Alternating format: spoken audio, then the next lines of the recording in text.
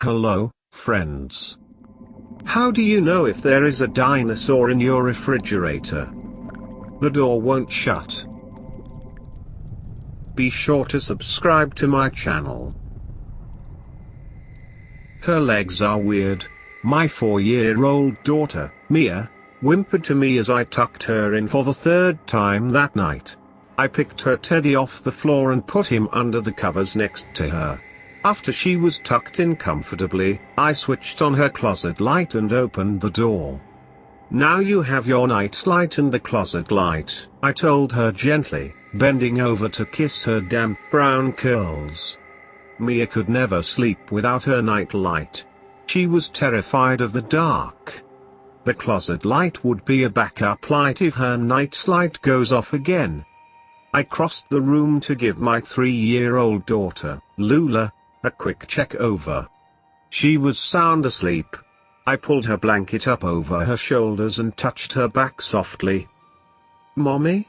I heard Mia whisper. I turned to face her, and to my dismay, her nightlight was off again. Sighing with frustration, I pulled the nightlight out the socket and plugged it back in. The merry-go-round of ponies and unicorns lit up a pale pink light. "It's broke, Mia. Either the nightlight or the socket. I'll have Daddy fix it in the morning. For now, you have the closet light," I told her firmly. Mia glanced wearily at the closet, then back up to me. "But what if she comes in again?" she asked, in a tiny voice. I gave my little girl a big smile, then held my fist up and shook it. "Then I'll come back in here and whoop her butt." Mia giggled. I swooped down to give her another kiss goodnight and left the room. My husband, Troy, was in our bed, Sports Center blaring from our TV while flicking through his phone. "She okay?" he asked, without glancing up. I quickly changed into my pajamas and went to the bathroom in our room to brush my teeth. "She's fine," I answered, my mouth full of toothpaste froth. I heard Troy say something, but it wasn't clear over the TV and running water. "What was that?" I asked him when I was done, climbing into bed with him. I said that ever since we moved here, Mia has had the same nightmare. I clicked off the lamp close to me and laid back on my pillow. Troy already had his bedside light off. He kept the TV on but turned the volume down low. I watched the shadows from the TV dance around our bedroom wall and thought about what Troy had said. We have lived in this house for almost 3 weeks now. We had moved from a small 2-bedroom apartment to this beautiful 3-bedroom ranch house. The house was only 5 months old. We got to move in only a couple months after they were finished building it. It was the first neighborhood of many to come. Right in our backyard, there were miles of a dense, deep forest. The whole neighborhood was pretty much surrounded by them. There were future plans to build more neighborhoods into the forest, cutting down a good portion of it. I wasn't too thrilled to live so close to the woods. All I could think about were horror stories involving woods and people going missing. Not to mention all of the animals it held. But Troy insisted everything would be fine, and after I saw the house, I fell in love. There was a high, wooden fence surrounding the backyard, so that made me feel better. Troy was right, Mia has had nightmares since moving into the house. But she was a very creative 4-year-old, with an imagination that often ran wild. Still, a small part of me felt a twinge of uneasiness. I laid there, thinking of the house, and Mia until I finally drifted off to sleep. My eyes shot open. I could have sworn I just fell asleep, but glancing at the bedside alarm clock, it showed that it was almost 4 a.m. What woke me up? I didn't have to pee, and everything was calm and quiet. I closed my eyes and again so I could fall back to sleep. But something made me sit up straight. A noise. I leaned forward, straining my ears to listen to whatever it was that I just heard. Nothing. Nothing but sportscasters on ESPN going on about fantasy players. I grabbed the remote that was next to Troy in the bed and hit mute. Then I listened. Nothing. But just as I was convinced it was nothing, I noticed two things. One, our bedroom window was open. Not wide open, but halfway open.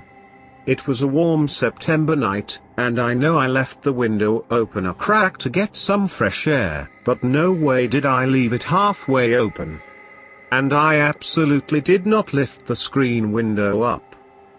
The second thing was our bedroom door. It was shut.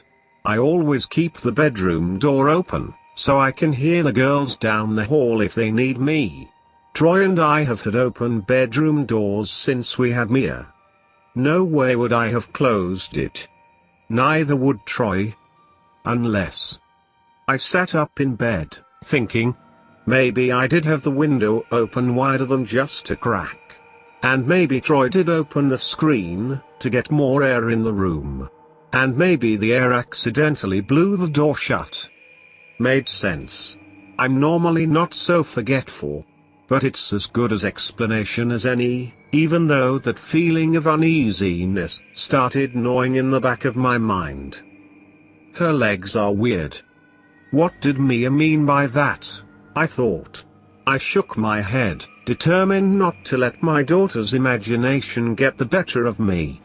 I threw the comforter off and got up to open the door. I was just about to turn the knob and pull it open when a noise from beyond the door stopped me dead in my tracks. I stood absolutely still. I slowly put my ear to the door crack and listened. I stood there for maybe a minute and heard nothing. Feeling silly, I went to turn the knob and pull the door open again, when I heard it. A snicker. No, that's the wrong word to describe it. It was more like a giggle. No, not a giggle. I listened again, this time trying to hear over the pounding of my heart in my ears. When I first heard it, it sounded like it was coming from down the hall, like maybe one of the girls got up and started playing with their toys. Maybe one of those toys made that noise when pushed on the belly or the hand. But, no. It definitely wasn't a silly or happy laugh. No, this sounded scary, sinister, evil. And just when I had enough of pressing my ear at the door to listen, I heard it again. An evil cackle. A sinister hiss. But this time, it was right outside my bedroom door. Have you ever heard the expression frozen in fear? I know you have. You hear it in books, and movies, and even on No Sleep. I never gave the expression any thought. It just sounded good. Frozen in fear, kind of like on cloud nine, when you're happy or blow a fuse when you're angry. You can relate to it when you hear it. Except I've never been frozen in fear. Not until that very moment. It felt like a Slurpee was running through my veins. Like I was trapped inside a tightly built snowman. I couldn't move. I couldn't swallow. I stood there, up against the door, frozen in fear.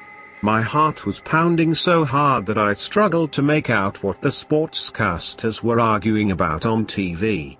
To listen to Troy snore. To hear the water slowly dripping from the sink. But all I could hear was the thudding of my heart. Until another sound assaulted my ears. It wasn't the evil cackle this time or the snake-like hiss. This time I knew exactly what it was and where it was. I heard the sounds of something sniffing. And it was coming from the bottom crack in the door. Hearing that was like a fire was lit under me. I stumbled backward, breaking my metaphoric ice statue.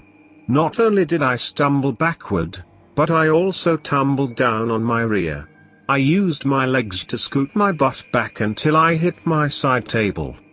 I sat on my butt, knees bent, back leaning against the bedside table.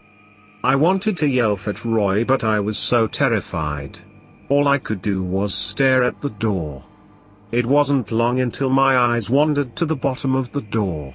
When I saw it, I squeezed my eyes shut tightly and prayed. Because Mia can't sleep without a light, her carousel nightlight did the job for her and us. Since it was plugged in by her door, the bright pale pink light floated down the hall, giving us just enough light to see our way to the bathroom. I loved that night light. But right now, I hated it. I wanted nothing more than it to go off right now, just as it did earlier when I had to put Mia back to bed. When I looked down at the bottom of the door, Mia's pale pink night light shone very softly. Although not bright, it could still make light. So when I looked down at that crack, which was maybe an inch in height, I could see the pale pink light, but I also saw a dark shadow, almost completely blocking all the light out. I couldn't see what I was looking at, just a dark shadow, with pale pink light surrounding it. I didn't need to see it, though. I heard it. Whatever was on the other side of the door, was sniffing.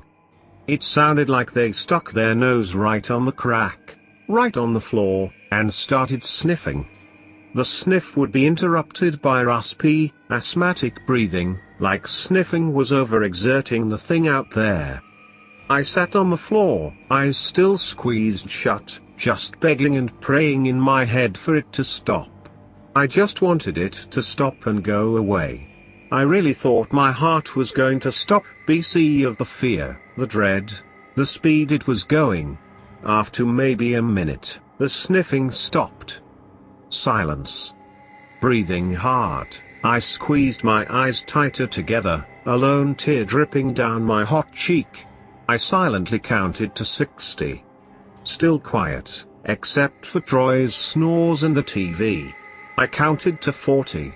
Said a quick prayer, then slowly opened my eyes. The bedroom door was wide open. A small, choked moan escaped my lips.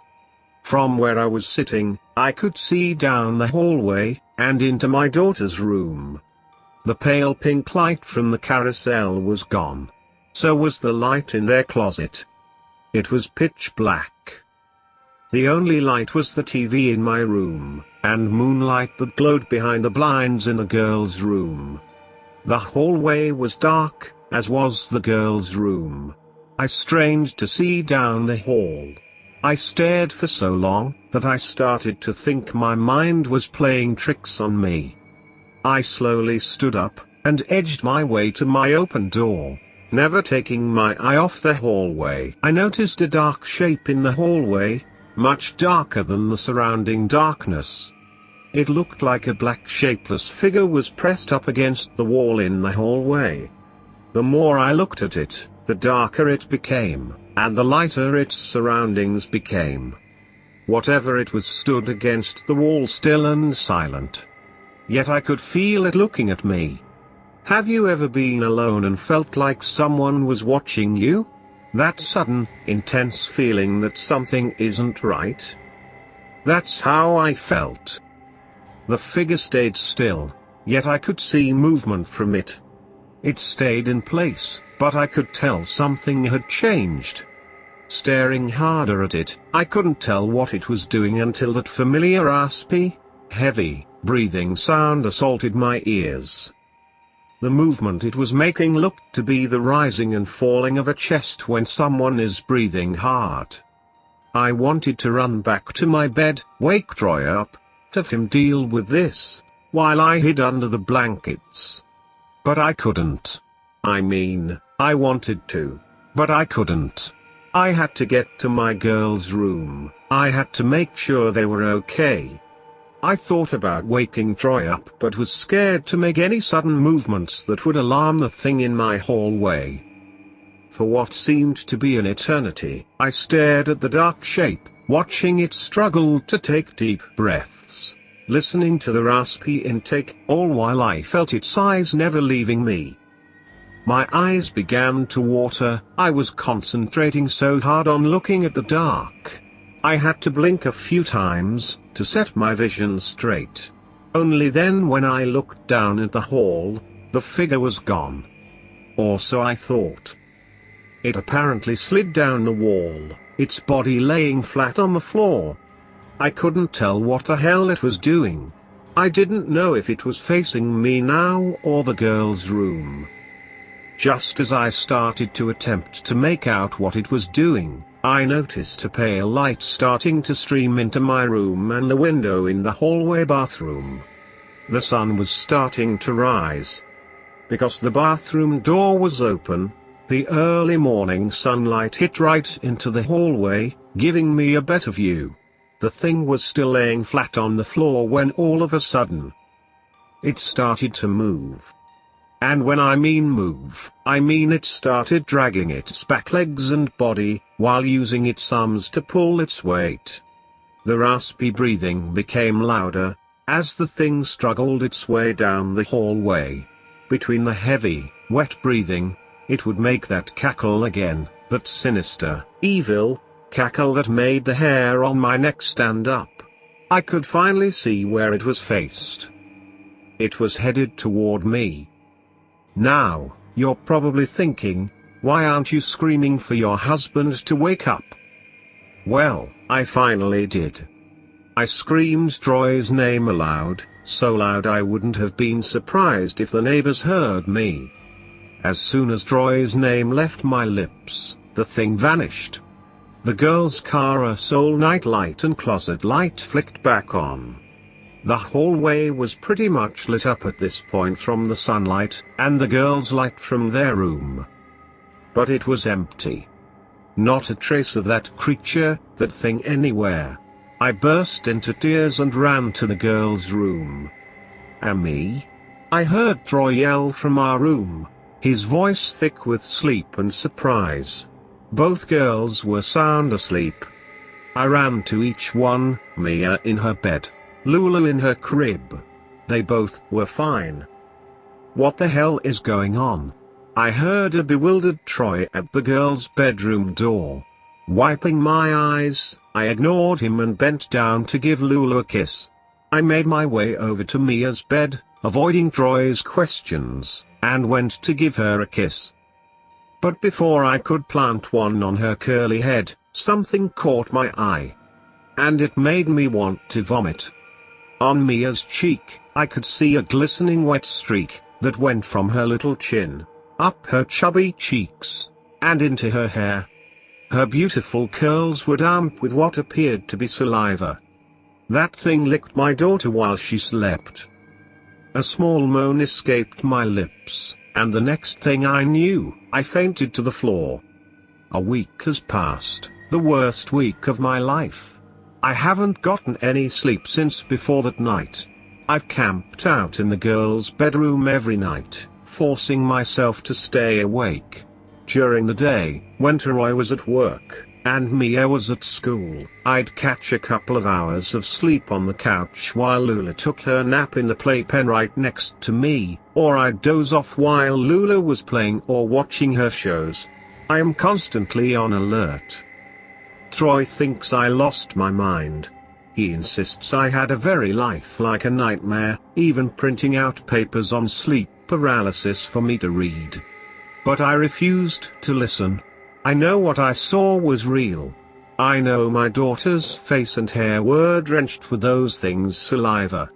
He asks me every night if I'd come into bed with him, but I would refuse, making up a bed with blankets and pillows on the girls' floor, between both of their beds.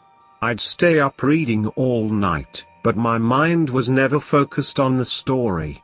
I was always looking around, shining my phone's flashlight around the room, trying to listen to every and anything. But nothing happened. Well, nothing big. Sometimes during the day, I would be in the living room with Lula, and swear I could hear something upstairs, dragging its mangled body up and down the hallway. Sometimes in the shower, right after turning the water off, I could hear low murmuring, like as if someone was repeating the same sentence over and over, and getting faster and faster, right next to me, behind the shower curtain. When I would throw the curtain open, nothing was there.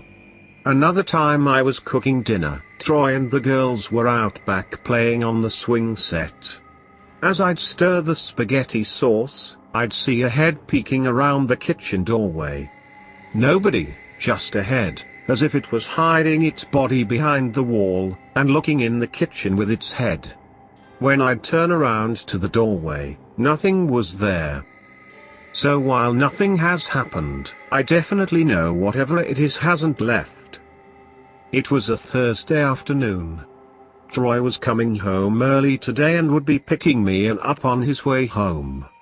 Lula was playing with her tea set and dolls while I read a book on the couch.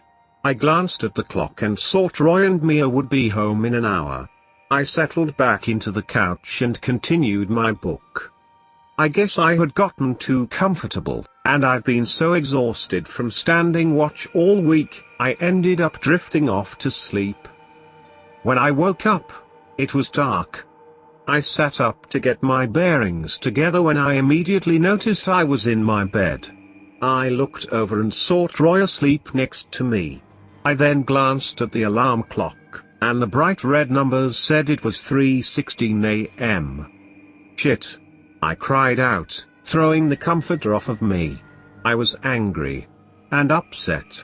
And I felt guilty. What if something happened to my girls and I wasn't there to help? How could Troy do this? He must have carried me up to bed. Since I haven't gotten any sleep, I was completely knocked out. But he knew that I didn't want the girls alone. I made my way out of my room and headed down the hall to the girls' room. My eyes were adjusting to the dark, and there must have been a full moon because the moonlight from the hallway bathroom window streamed a light blue into the hallway. Just as I got to the bathroom, I quickly noticed the girls' bedroom door was shut. A small moan escaped my lips. We didn't shut the girls' bedroom door, especially at bedtime. Troy knows this. The girls liked the door open, so they felt like we were right there with them. They wouldn't have shut it. I crept up to the door, my heart threatening to pound out my chest. Quietly, I put my ear to the door. And I listened. At first, I couldn't hear anything but a quiet and steady low buzzing noise. I thought maybe their fan was on. But the more I listened, the clearer it became. It wasn't a fan. No, this droning sound had words to it. I couldn't make out what was being said, but it started getting clearer and a little bit louder. I could feel the door vibrating against my ear. Then I heard that wet, raspy breathing, almost as if the thing was speaking in Townges, yet breathing heavily at the same time. I thought I was going to get sick. I continued to listen, once again frozen in place. I wanted to bust through the door and attack whatever was in there. I wanted to call for Troy, and have us both confront it. Tears started streaming down my face as I kept on listening. Then a new noise greeted my ears. The sound of Mia crying softly. That was all I needed to hear. I turned the knob and pushed the door open. "Mommy!" Mia cried. I looked around the room wildly. I didn't see anything. "Where?" I asked her hoarsely. Mia was cowering under her blankets, tears on her rosy cheeks. She pointed to the window. I ran to the window and threw open the curtains. The glass and screen window was wide open. I looked all around my backyard, looking for something, anything. It was the figure underneath the second-floor porch that caught my eye. What I saw that night will never leave me. It's something that sticks to my mind for as long as I lived, no matter how much time has passed, no matter how much I try to forget. Since we had motion lights on our house and porch, I could see it perfectly. I swear it chose that spot underneath the lights so I could see it. That's what scares me the most. That this thing, this monster, had some type of intelligence.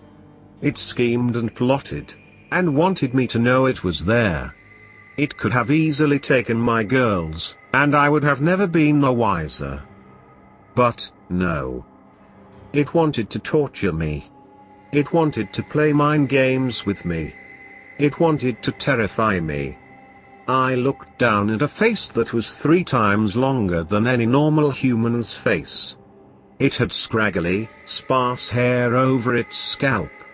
No nose, but 2 holes high on its face, almost between its dead white milky eyes, eyes that gazed up at me. A Cheshire cat grins with rows of razor-sharp black teeth. Greyish-white skin stretched over the bones, letting his ribs, spine, shoulder bones stick out. Its head almost came up to the porch, so it was at least 10 feet tall. Long arms, with long hands and even longer fingers. And its legs. Its legs were weird. The knees were bent backward, even though the thing stood up straight. At the end of each mangled leg was a hoof. The thing and I stared at each other for what seemed to be an eternity. I wanted to look away.